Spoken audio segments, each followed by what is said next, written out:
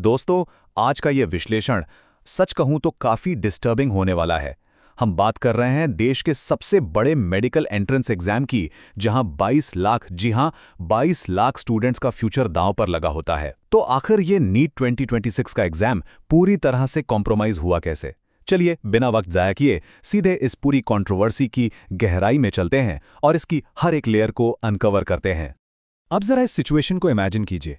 Exam से ठीक एक रात पहले केरला में पढ़ने वाले एक मेडिकल स्टूडेंट ने अपने पिता को एक व्हाट्सएप मैसेज भेजा। मैसेज में क्या था? उसमें लिखा था, सीकर से मेरे दोस्त ने भेजे हैं, इनको हॉस्टल की लड़कियों तक पहुंचा दो। ये वही 300 सवाल हैं जो कल के नीट पेपर में आने वाले हैं। सीकर में उनके पिता एक हॉस्टल चलाते हैं। मतलब सोचकर देखिए, जो बच्चे रात दिन एक करके पढ़ रहे थे, उनके लिए एग्जाम से ठीक पहले ऐसी खबर आना किसी भयानक सपने से कम थोड़ी है। लेकिन सच्चाई तब सामने आई जब एग्जाम खत्म हुआ। जब उस लीक डॉक्यूमेंट को असली पेपर से मिलाया गया तो रिजल्ट्स एब्सोल्युटली शॉकिंग थे। 180 में से पूरे 135 सवाल एग्जैक्टली मैच कर गए, और बायोलॉजी और केमिस्ट्री के सेक्शंस में तो जैसे लिटरली पेपर छाप दिया गया हो। एक कॉमा या फुल स्टॉप का भी फर्क नहीं था। Completely unbroken sequence. ये कोई तुक्का या गेस पेपर नहीं था, ये एक 100% प्रिसाइज और मैसिव लीक था। तो अब सवाल ये उठता है कि ये शुरू कहां से हुआ? चलिए इस पेपर ट्रेल को ट्रैक करते हैं। शुरुआत होती है महाराष्ट्र के नासिक की एक ऑथराइज्ड प्रिंटिंग प्रेस से।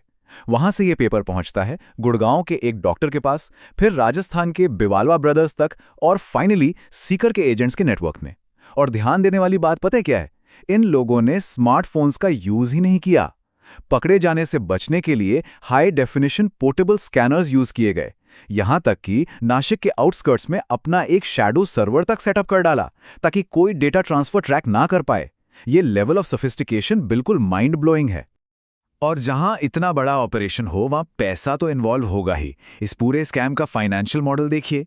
नासिक में जिस चोरी की गई फिजिकल कॉपी की शुरुआती कीमत सिर्फ 1 लाख रुपए थी, गुड़गांव पहुंचते पहुंचते उसकी वैल्यू 15 लाख हो गई। और वहां से दोस्तों इसे एक हैंड रिटन गेस पेपर बनाकर राजस्थान में पूरे 30 लाख रुपए में बेचा गया। एक आम फिजिकल कॉपी को इन्होंने लिटरली एक मल्टी लाख बिजनेस बना दिया। ये फिगर्स क्लियरली बताते हैं कि एजुकेशन सिस्टम को कैसे एक धंधा बना दिया गया था। अगर इस पूरी कहानी की टाइमलाइन को जोड़ें तो सबसे डराने वाली बात सामने आती है। 26 अप्रैल को पेपर बिवाल ब्रदर्स को मिल चुका था। 29 अप्रैल तक ये मार्केट में एस्पिरेंट्स और एजेंट्स को बेचा जाने लगा। 2 मई को व्हाट्सएप पर यह डिस्कवर होता है, और एग्जाम कैंसिल कब हुआ? 12 मई को। यानी असली एग्जाम डेट से हफ्ते भर पहले से ही ये पेपर ओपन मार्केट में घूम रहा था और अथॉरिटीज को कानों कान खबर तक नहीं थी। अब आते हैं हमारे अगले सेक्शन पर, प्रोफाइल ऑफ द अक्यूज्ड। क्या ये सब महज इत्तेफाक थे या कोई बहुत गहरी साजिश? ग्राउंड लेवल पर इस नेटवर्क को चलाने वालों के बारे में कुछ ऐसी डिटेल्स सामने आई हैं जो किसी को भी सोचने पर मजबूर कर देंगी।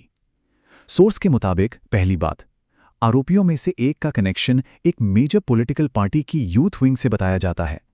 दूसरी बात, स्टेट एजुकेशन मिनिस्टर्स के साथ उनकी तस्वीरें भी रिपोर्ट हुई हैं। तीसरा बड़ा क्लेम यह है कि उन्हें इस लीक के बारे में पूरे 1 महीने पहले से पता था। और चौथा, जो सच में आईब्रोज रेज करता है, उनके परिवार के 4 सदस्यों ने, जी हां 4, ठीक पिछले साल यही सेम एग्जाम क्लियर किया था। हम यहां किसी पर डायरेक्टली कोई इल्जाम नहीं लगा रहे हैं, ना किसी साइड को फेवर कर रहे हैं। हम बस उन शॉकिंग फैक्ट्स को प्योरली आपके सामने रख रहे हैं जो पब्लिकली रिपोर्ट किए गए हैं। जब कंप्लेंट्स आना शुरू हुई तो लोकल एडमिनिस्ट्रेशन का रिएक्शन कैसा था? सीकर की लोकल पुलिस ने सीधे सीधे कह दिया, भाई अफवाह मत फैलाओ। उन्होंने इसको पूरी तरह डिसमिस कर दिया। लेकिन जब स्टेट की स्पेशल ऑपरेशंस ग्रुप यानी एसओजी ने इस डिजिटल ट्रेल को चेक किया तो रियलिटी बिल्कुल अलग थी। उन्हें पता चला कि व्हाट्सएप पर उस सो कॉल्ड गेस पेपर पर फॉरवर्डेड मेनी टाइम्स का टैग लगा हुआ था। और हम सब जानते हैं इस टैग का मतलब क्या होता है। इस एक छोटी सी डिटेल ने साबित कर दिया कि लीक का स्केल छोटा मोटा नहीं बल्कि मैसिव था। लेकिन इस सब के बाद सबसे बड़ा झटका तब लगा जब एनटीए के डायरेक्टर जनरल का ऑफिशियल स्टेटमेंट आया। उन्होंने कहा, देखिए कोई पेपर लीक नहीं हुआ है, बस एक पीडीएफ घूम रहा था जिसमें कुछ सवाल एग्जाम से मैच हो गए। मैं इसे फुल पेपर लीक नहीं कहूंगा। हब इस लॉजिक को क्या ही कहें, जब आपके 180 में से 135 क्वेश्चंस कॉमा और फुल स्टॉप के साथ कंप्लीटली मैच हो रहे हैं तो उसे फुल पेपर लीक नहीं तो और क्या कहेंगे? ये डिनायल अपने आप में ही एक बहुत बड़ा सवाल खड़ा करता है। और दोस्तों, सबसे ज्यादा फ्रस्ट्रेटिंग बात यह है कि ये सब पहली बार थोड़ी हो रहा है। अगर आप 2024 का प्रेसिडेंट याद करें तो वहां भी बिल्कुल ऐसी ही क्राइसिस हुई थी। बिना किसी क्लियर एक्सप्लेनेशन के ग्रेस मार्क्स बांट दिए गए थे और 67 स्टूडेंट्स के परफेक्ट स्कोर्स आए थे। लेकिन उसके बाद क्या बदला? कुछ भी नहीं। ना कोई स्ट्रक्चरल रिफॉर्म हुआ, ना किसी की अकाउंटेबिलिटी तय हुई। सिस्टम को वैसे का वैसा ही छोड़ दिया गया, आगे फिर से फेल होने के लिए। इसलिए अब बढ़ते हैं अपने अगले सेक्शन पर, द ह्यूमन कॉस्ट, उन 22 लाख छात्रों का भविष्य।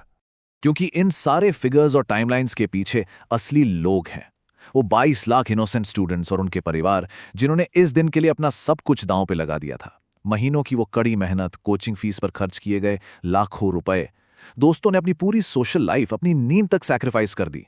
और उसके बाद जब अचानक री एग्जाम्स की न्यूज आती है तो सोचो उससे कितना सिवियर मेंटल हेल्थ स्ट्रेन पड़ता है।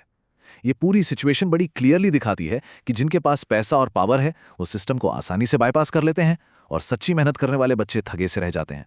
तो ऐसे हेल्पलेसनेस के माहौल में जब सिस्टम खुद फेल हो रहा हो तो सोर्स एक बहुत ही प्रैक्टिकल एडवाइस ऑफर करता है, प्लान बी। देखिए, प्लान बी होने का मतलब ये नहीं है कि आपने हार मान ली, बिल्कुल नहीं। इसका मतलब है अपने लिए एक सेकेंडरी स्ट्रॉन्ग करियर पाथ तैयार रखना, ताकि आपका पूरा भविष्य किसी एक हाईली अनप्रेडिक्टेबल और फ्लॉड सिस्टम पर 100% डिपेंडेंट ना रहे। जब आपका प्राइमरी सिस्टम साथ छोड़ दे तो आपके पास एक सॉलिड बैकअप होना ही चाहिए। अब आप सोचेंगे कि ऑल्टरनेटिव्स क्या हो सकते हैं।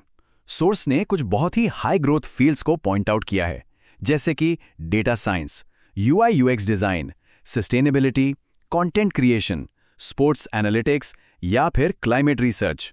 ये सारी ऐसी इमर्जिंग फील्ड्स हैं जहां पर आगे बढ़ने के लिए किसी ट्रेडिशनल मेडिकल या इंजीनियरिंग एंट्रेंस की वो पुरानी भीड़ नहीं है। यहां आगे बढ़ने का रास्ता आपकी स्किल, आपका पैशन और आपका हार्ड वर्क तय करता है, ना कि कोई एक सिंगल एग्जाम। और इस पूरे सफर में एक बहुत ही शानदार फिलोसॉफिकल थॉट है जो सोर्स हमारे सामने रखता है। कामयाब होने के लिए नहीं, काबिल होने के लिए पढ़ो। एक्सीलेंस का पीछा करो, सक्सेस तो अपने आप पीछे आएगी। है ना कितनी गहरी बात? एक हाई स्टेक्स और एक्सट्रीम प्रेशर वाले कंपटीशन में अंधाधुंध भागने से बेहतर है कि हम अपनी ट्रू स्किल्स बिल्ड करने और अपने पैशन को ढूंढने पर जोर दें। तो इस पूरे विश्लेषण को खत्म करते हुए एक आखिरी और सबसे जरूरी सवाल यहां छोड़कर जा रहा हूं। जब सिस्टम पूरी तरह से फेल हो जाए तो आपका बैकअप प्लान क्या है? क्या हमें ऐसे सिस्टम्स पर ब्लाइंडली डिपेंड रहना चाहिए या अपनी किस्मत और अपनी काबिलियत का कंट्रोल खुद अपने हाथों में लेना चाहिए? जरूर सोचिएगा इस बारे में। आज की इस चर्चा में साथ जुड़ने के लिए बहुत बहुत शुक्रिया।